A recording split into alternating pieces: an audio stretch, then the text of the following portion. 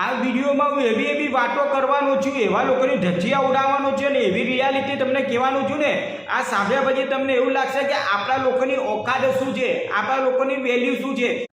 વાત તો સહી તો વાત છે અમદાવાદની, જ્યાં દીન દાડે એક સ્કૂલમાં ભણતા છોકરાની ચાકુ મારીને હત્યા કરી નાખવામાં આવે છે અને પ્રશાસનને કોઈ જ ફરક પડતો નથી.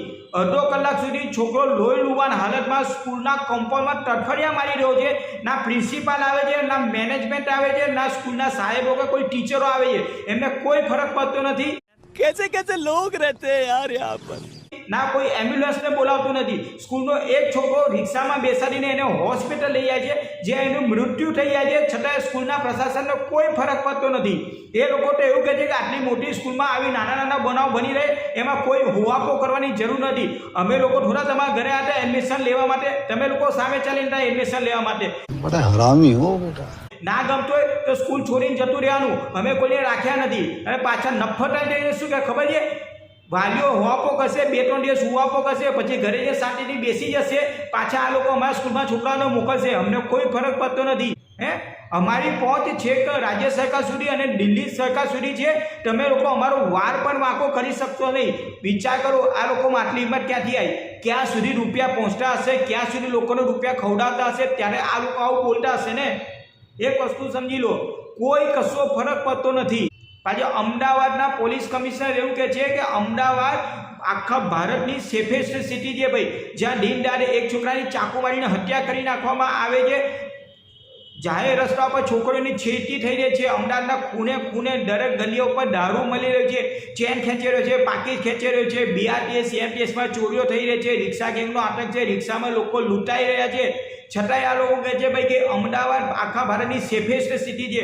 ભાઈ જો સેફેસ્ટ સિટી આવી હોય તો એ તો એકવાર કહી દો કે ગુનાખોરી કોને કહેવાય, ગુનો થતી એવી સિટી કોને કહેવાય. ખાલી ધમફાસો મારવાથી અને ક્યાં નામ લઈ આવે, તમે સાચું કહેતા હશો, આ નામ કેટલા પૈસા આપીને તમે લઈ આવજો ખબર નથી, પણ ખરેખર જો આવી સેફેસ્ટ સિટી હોય તો ગુનાખારવાળી સિટી કેવી હોય એ અમને જરા બતાવી દો ને.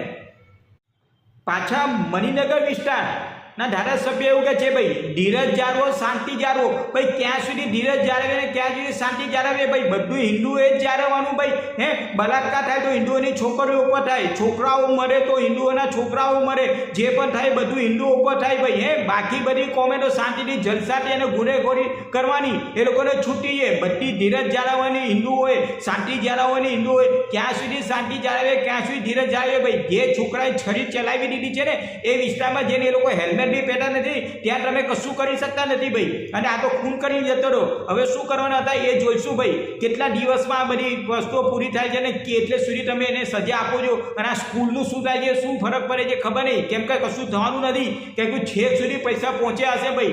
સ્કૂલમાં કશું થવાનું નથી, સ્કૂલ છે એમને એમ જ ચાલવાની છે, કશું ફરક પડતા નથી આ લોકો. કેમ કે એ લોકો સામે ચાલી ગયા છે કે ભાઈ દિલ્હી સુધી ઓળખાણ છે, ઢગલે ઢગલે રૂપિયા આપેલા છે, અમને કોઈ ફરક પડતો નથી.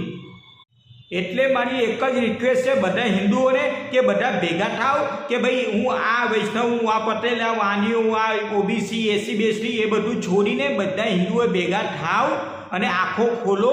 નકર આ ફાધર અને ચાદર ભેગા થઈને તમને માડર બનાવી દેશે ને ખબર બી નહીં પડે. અને ભાઈ ગુલામીમાં જતા રહો છો. પહેલાં અંગ્રેજોની ગુલામી કરી, રાજાઓની ગુલામી કરી, હવે આ લોકોની ગુલામી કરશે અને ઘરમાંથી છે ને મા બેટીઓને ખેંચીને છે ને દઈ જશે.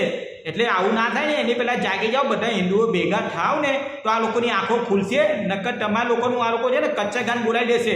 બાકી જે કરવું એ કરો. હું તો જાગ્યો છું એટલે વિડીયો બનાવી દીધો અને મારામાં તો ખુન્નસ છે અને હું તો હિન્દુ પ્રત્યે કરીશ જ. જય શ્રી રામ બી બોલીશ, જય શ્રી કૃષ્ણ બોલીશ, એને છે કોઈને માનતો નથી. હિન્દુઓ બધા ભેગા થાવ તો આ લોકો જાગશે. નકર તમને ઊંઘાડીને આ લોકો તમારી ઉપર રાજ કરશે. વિચારવાનું તમારે છે, સમજવાનું તમારે છે. સમજી શકશો જેટલું જલ્દી એટલું સારું છે. નકર ગુલામી કરવા માટે તૈયાર રહી જજો.